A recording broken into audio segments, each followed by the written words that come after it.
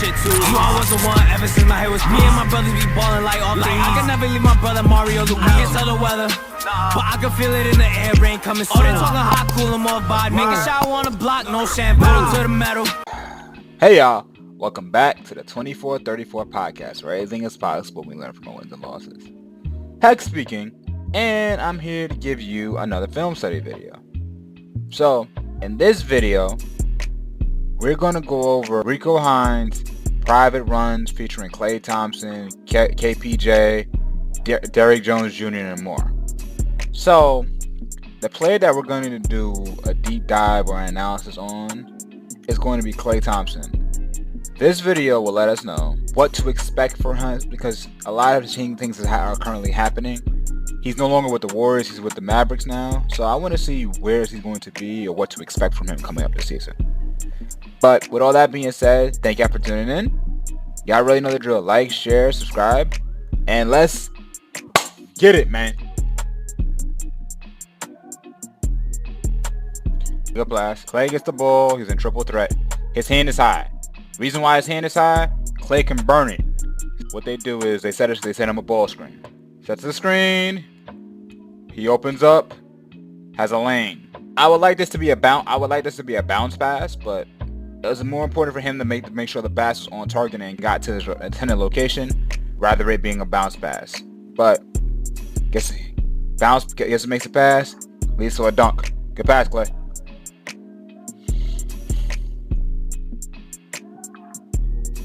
That was cheeks. All I can say is happens to the best of us. NBA players miss layup too, y'all. It's more common than you think. Alright, so the first thing I'm going to explain something to you about Klay. Klay is primarily an off-the-catch player. So a lot of times when he gets the ball, it's going to be touch and go or touch and shot. He's not going to sit there and he's not going to be the type of person where he catches the ball, does 55 dribbles in one spot, then gets to a shot. It's going to be a quick decision. Ball over gets kicked over to Klay. Even though he's about 3 feet away from behind the three-point line, he is capable of shooting and making the shot. Because homie caught the ball and he has way too much space, he catches it, rips through, blows right by him. Good shot. In my James Harden video, I know I addressed it, but I'm gonna go into deeper detail in this video. Every hooper in the court got something called gravity. So if you ever notice something, he's guarding him right here, right? So because he knows he's guarding Klay, probably the second best shooter in the NBA, he has to sit, instead of him digging hard or cutting him off, he has to stunt and get back. And because of that, he realizes this, spins back middle Klay. That's trick number one.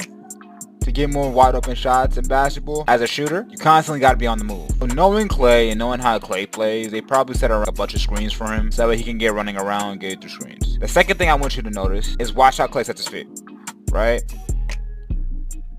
1, 2, on balance, feet underneath him. The ball and his hips are in sync. When the ball is down, his hips are down. When the ball is up, his hips are up. Second, he sets his feet in a way so that way it controls his momentum. Because a lot of times, what happens is when you're shooting off the dribble or you're shooting a motion shot, what tends to happen is if you're not very careful, the base gets shot.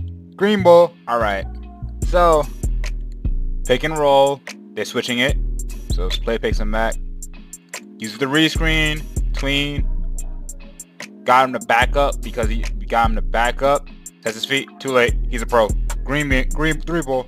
I'm going to explain this to you about what happened in this possession right here. I want you to understand something. If you're bringing up the ball, I'm gonna need you to have better court awareness, especially if somebody's pressing you. The first thing, as I was taught when I was playing basketball, right?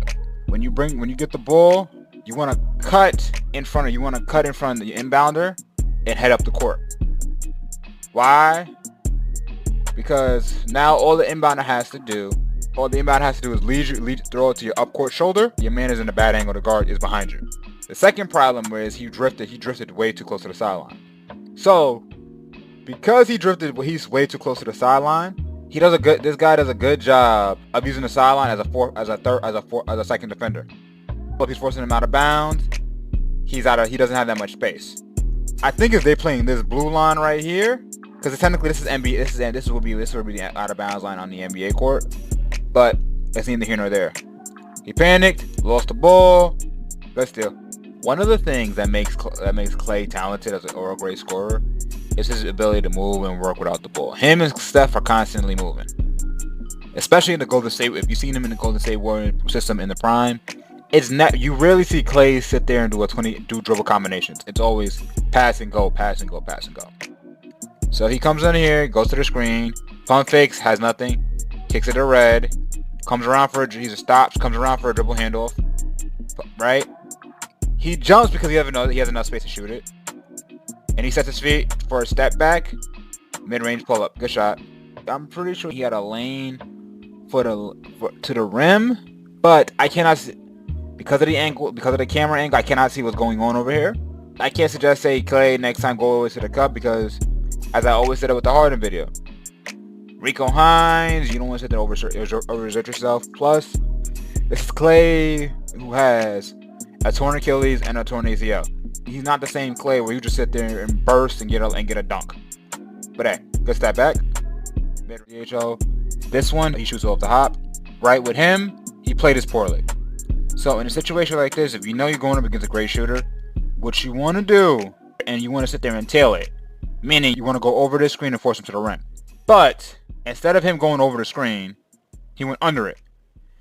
Now, I don't think there's supposed to be a switch here. For this reason and this reason alone, if this was supposed to be a switch, he would be up on his hip. He's still right here. He's going underneath the screen. Long story short, he's the second greatest shooter of all time for a reason. The most valuable thing in the game of basketball as a driver, is slashing and getting paint touches.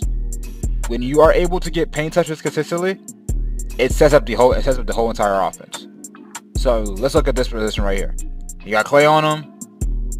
He opens up. He realizes he's opened up a little bit too far to the left. He's giving a middle, which is actually surprising. Why I'm surprised about it, in NBA defensive rotations, you're not supposed to give a middle. You're supposed to give a baseline. But I don't know. All right, he opens up. Allows him to go to the middle. Forces the help to rotate. Big man's in a dunker spot. Good lay. Good dunk. To be short, you wonder why his cookies got taken? Here's the reason. The first thing I'm gonna tell you something about playing defense and about being an offensive player. Defense and offense is like a dance. Either I can dictate where you go, or you dictate where I go. So he has the ball in the triple threat. He's not being strong. He's not being physical. He's giving up his back. I know I said giving up your back. I'm not a fan of it, giving up your back in a prior film study. Here's the reason why. You're no longer a threat. And in this position right here, he let him close his space. He does not pivot to attack. And he allows him to close his distance. He crowds his space, keeps the ball high. He's way too close. You got to make him move. Nope. He doesn't make him move. Ball's a little bit too close to him. He is in a position where he steals the ball, knocks it out. Great defense. This is it. All right. This is basically just him running and just filling the lane. Grabs the rebound. Klay tells him to push it. He sprints. He runs. They ain't finding him. He just runs, fills the lane. Gets an easy layup. So the biggest thing I've learned from watching NBA players, what dictates a shot being open is not necessarily what the defense is doing right here. It's space and shot pockets. If Klay is able to get to a spot right on the court where he can sit there and bring the ball up cleanly, to him is uncontested. This is great defense, but he brings the ball up on his left hip, gets into the shot pocket, good hand. But great shot.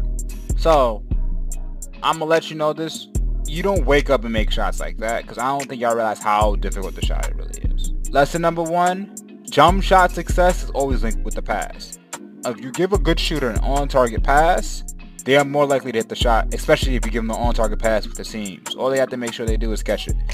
Now this one speaks to a testament about how good of a shooter Klay is. The dude catches the ball like Odell, and in one motion he sets his feet, finds the seams with the ball, gets a shot up. Cash. So Klay, he's allowing middle, right? So Kevin Porter Jr. goes across his face, he goes into a 2-footed jump stop, and shoots a floater right in front of the rim. I don't know why if Klay's playing him this way because of scheme, or I don't know, but you cannot constantly let this is worrisome. If you're constantly letting pros get to the front of the cup, it's going to be a long game. It's going to be a long day for you.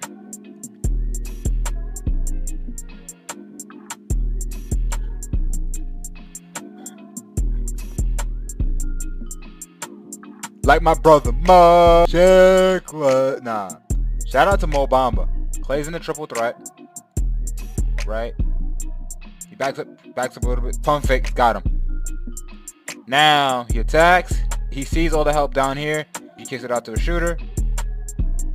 3-ball. And the most important thing as a scorer is paint touches. So Bijan allows him to get 2 feet in the paint. Because he got 2 feet in the paint, 3 people collapse. Good pass. First, he gets the ball. He pump fakes. Then he hard rips and he goes hard left. Now, I would like Klay to go into his body and finish this with his left hand. But he got to the paint, he drew 2 and kicked it out. Alright, I'm explaining something to you about this is a downside about being a shooter. As a shooter, the downside about shooting threes, especially from the top of the key to the wing, if you're not careful, it leads to easy leak outs. It leads to early leak outs and transition layups if you're not careful. So if you're going to shoot a 3 from the top of the key to the wing, unless it's wide open, you better hit it. Catch the ball in the pinch post. Pump fake. Rip through, negative step. Now he's beat. Pound. Now he pounds. He does a split and he goes over his right shoulder. Pump fake. He seals him, gets him on his back. This is probably the worst place you can be because the only thing you can do in this position is foul. Good luck. Oh, he almost fell. Right here. Jab. Rip through. Fake rip through. And he faked the rip through going right and he went back left. He stepped back as he's going this way. Almost. Oh, they made. Yo. Oh my goodness. Wet floor sign. He was about to fall. This is probably the most aggressive steal I ever seen. He's like, give me that. He snagged that mad aggressive. Then he passes the ball up the court. 2-on-1. Your responsibility as the ball handler in the situation is to draw him. When you draw, your teammate is going to sit there and fill the floor, is going to fill the lane. You kick the ball to your teammate. This is great execution. Now, Klay could have easily ran to the corner and shot the 3. I want y'all to understand something when it comes down to shooting on a fast break. If you see Klay Thompson running to the rim, that means you should be running to the rim. He can easily run to the corner and shoot a corner 3. As I always say, know your limitations and know your personnel.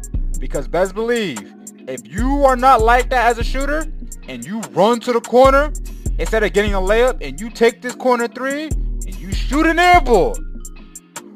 Beep! See you later, sir. Pack him up. You'll be benched.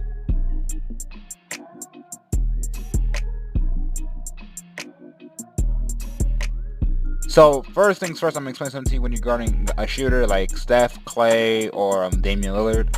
When you are in transition, if your feet is not here, by the time he crosses half court, he can pull it from there. The first issue I will explain this to you is, they didn't find him early enough.